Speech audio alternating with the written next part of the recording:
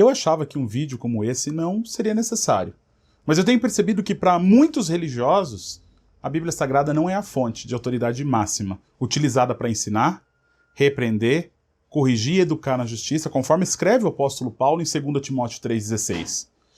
Se você crê que a Bíblia é a palavra de Deus, que foi inspirada pelo Espírito Santo a homens comuns que escreveram sobre a revelação do próprio Deus ao homem, faz sentido ele continuar revelando mais coisas hoje através da boca dos homens? Principalmente se o que vem tem a ver com aquela famosa frase Deus manda te dizer. Eu tenho aqui um vídeo no canal que eu abordo mais sobre essa famosa frase, uma frase que, digamos, é uma frase manipuladora, que é utilizada por líderes despreparados, que acabam enganando pseudos cristãos preguiçosos, que não gostam de ler a Bíblia, mas que gostam de ouvir os comichões nos ouvidos e pensar que Deus é um Deus que serve aos nossos caprichos pessoais, abençoando as nossas vidas materiais.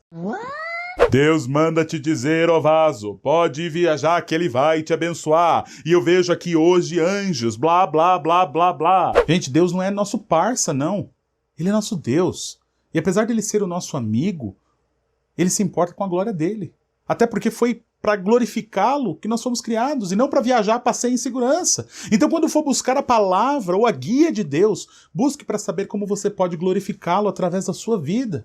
E não se você deve viajar para a casa dos seus avós no interior ou não. Mas enfim, o propósito desse vídeo é te ensinar a forma correta de ler e interpretar os textos bíblicos de uma forma responsável, respeitando a inerrância bíblica, a partir de regras de hermenêuticas corretas, isto é, as regras de interpretação que não tiram nem acrescentam nada às escrituras. Eu sou dispensacionalista, portanto eu interpreto a Bíblia a partir das 7 dispensações.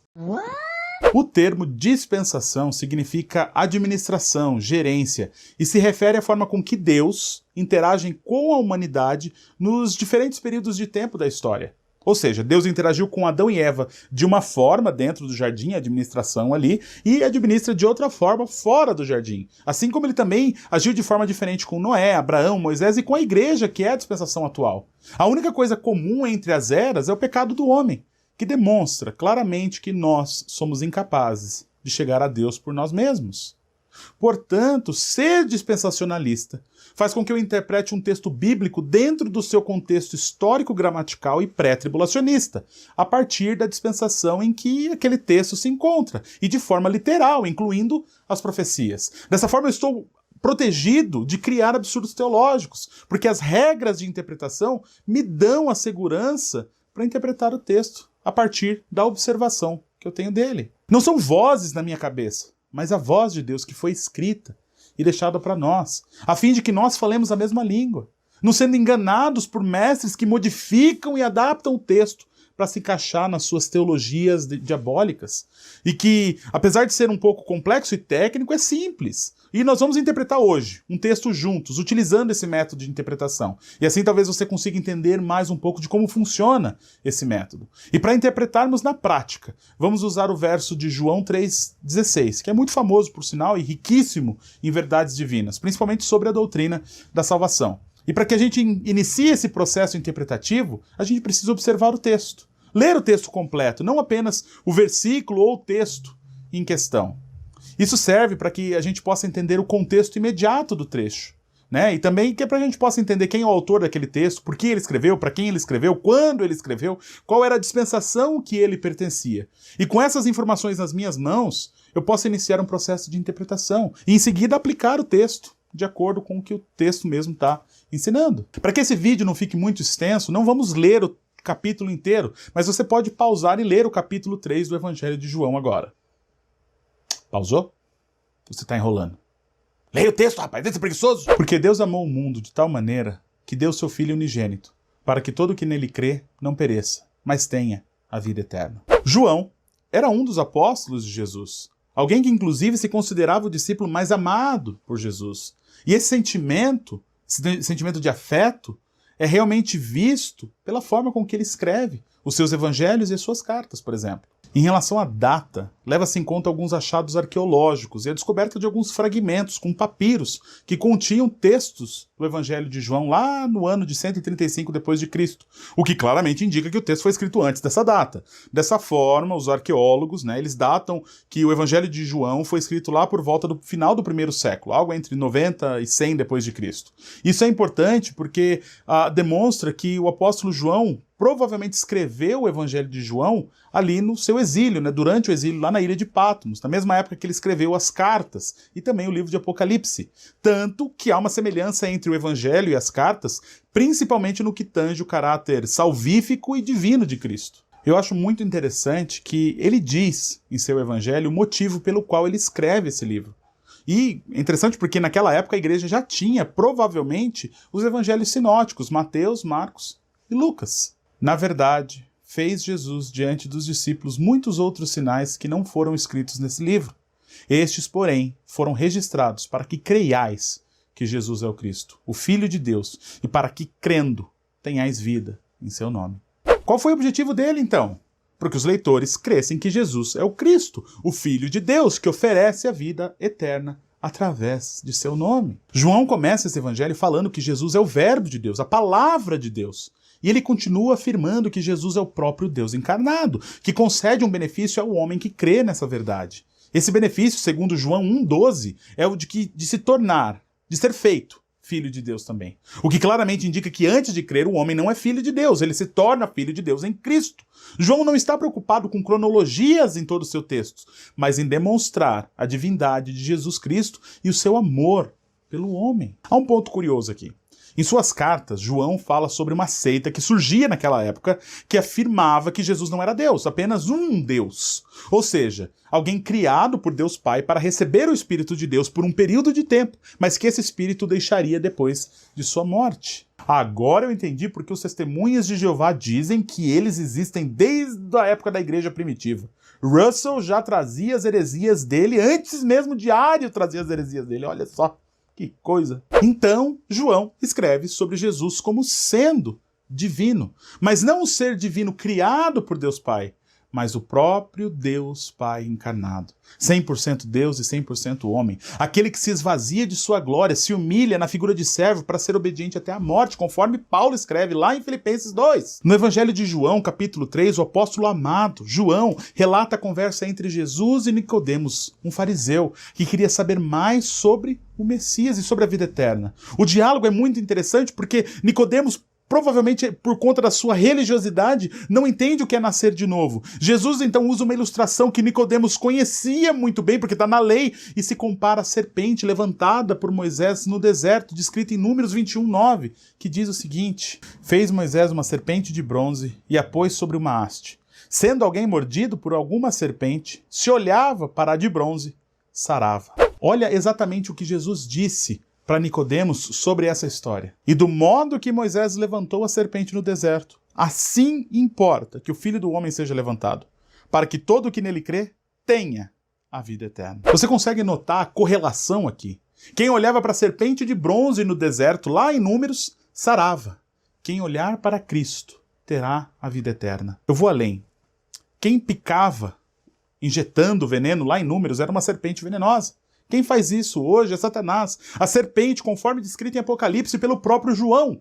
No lugar da serpente de bronze, Jesus é levantado para sarar, limpar, purificar, salvar. Mas por quê? Por que ele faria isso? Por que ele foi pendurado naquela cruz para salvar? Por que ele fez isso? Porque Deus amou o mundo de tal maneira que deu seu Filho unigênito para que todo aquele que nele crê não pereça, mas tenha a vida eterna. Jesus é o presente de Deus ao mundo, levantado para aqueles que desejarem crer e serem curados eternamente do veneno da serpente, o pecado. Aquele que crê e aceita esse presente não vai perecer, não vai morrer, mas vai receber a vida eterna. Você consegue ver isso, consegue ver as referências aqui, consegue ver como Deus age. E João não para por ali. Olha o que ele escreve lá no versículo 18. Quem nele crê não é julgado. O que não crê já está julgado, porquanto não crê no nome do unigênito Filho de Deus. Crer em Jesus faz com que não sejamos julgados. Agora, não crer em Jesus, por outro lado, faz com que já estamos julgados. A palavra julgado aqui Segundo o dicionário grego, João escreveu em grego. Por incrível que pareça, não foi em português, não. Então, às vezes precisa ir lá no grego, precisa olhar lá. Diz que a palavra krinetai tem a ver com o julgamento divino. E faz todo sentido, porque no verso 17 nós acabamos de ler: porquanto Deus enviou o seu Filho ao mundo, não para que julgasse o mundo, mas para que o mundo fosse salvo por ele. João Batista, em seu ministério, pregava sobre o julgamento divino, mas que antes haveria um momento para o arrependimento de pecados. Então Jesus veio não para julgar, mas para salvar. Mas não significa que não haverá um julgamento. Contudo, fico alerta no verso 18. Aquele que não crer já está julgado, condenado, separado. E isso se concretiza com o que está escrito lá no verso 36 do capítulo 3. Por isso, quem crê no Filho tem a vida eterna. O que todavia se mantém rebelde contra o Filho não verá a vida, mas sobre ele permanece a ira de Deus. Não sou eu quem está dizendo isso, é o próprio texto. E nem sequer fizemos uma interpretação ainda. Apenas observamos o texto, seu contexto histórico, gramatical, dispensacional e literal. Interpretar é o que vem agora, que é dizer o que tudo isso significa.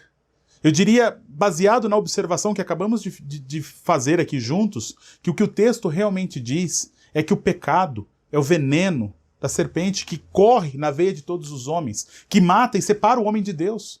Porém, Deus, em todo o seu amor, escolheu vir a esse mundo como homem, 100% homem, para ser erguido em uma cruz, a fim de que todo aquele que olhar e crer for salvo dessa doença mortal que é o pecado.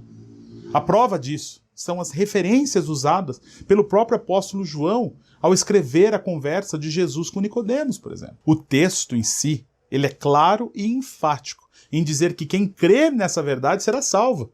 Quem não crer será separado de Deus para sempre. Ao ler outros textos de outros autores, inclusive, veremos que essa interpretação não se contradiz em momento algum. Logo, isso é o que o texto realmente diz. É o evangelho puro e simples. Jesus morreu pelos nossos pecados e ressuscitou dos mortos. Agora, como que eu posso pegar toda essa mensagem e aplicar na minha vida ou na vida de outra pessoa? Crendo em Jesus como meu único e suficiente salvador da minha vida. No deserto, aquelas pessoas se salvaram olhando para a serpente de bronze e crendo que eles iriam serem curados, sem precisar fazer nada em troca. Era só crer, e aquilo era suficiente. Então lembre-se de uma coisa. Eles não olharam para aquela haste de bronze e correram ser batizados. Eles olharam para aquilo e aquilo foi suficiente. Eles não olharam para a haste de bronze e correram fazer boas obras. Eles olharam e creram e isso foi suficiente. Eles não olharam para a haste de bronze e correram para uma igreja, para frequentar uma igreja. Não, eles olharam para aquilo e aquilo foi suficiente para salvá-los. Para nós não é diferente. Nós precisamos olhar para a cruz vazia e crer que Jesus, aquele que foi pendurado lá naquele dia, foi para nos salvar. Tanto que a palavra crer ela é repetida aqui no Evangelho de João 98 vezes. Ele é o evangelista que mais usa essa palavra em todo o Novo Testamento. Eu creio que ele queria dizer algo muito importante sobre como ser salvo, você não acha?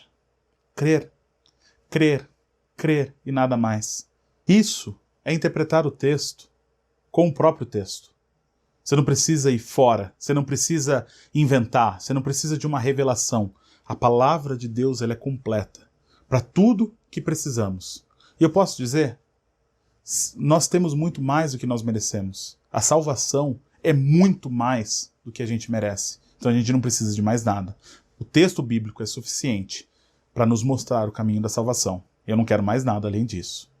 Ok? E aí, o que você achou? Quer que eu faça um vídeo com algum texto específico, aplicando as mesmas regras utilizadas aqui? Regras hermenêuticas? Comente aqui embaixo e eu faço. Eu espero que isso possa ter sido útil para você. Se você chegou até aqui e não tinha entendido ainda essa verdade bíblica sobre a salvação, me chama nas redes sociais. Eu teria um prazer em te explicar mais sobre esse tema.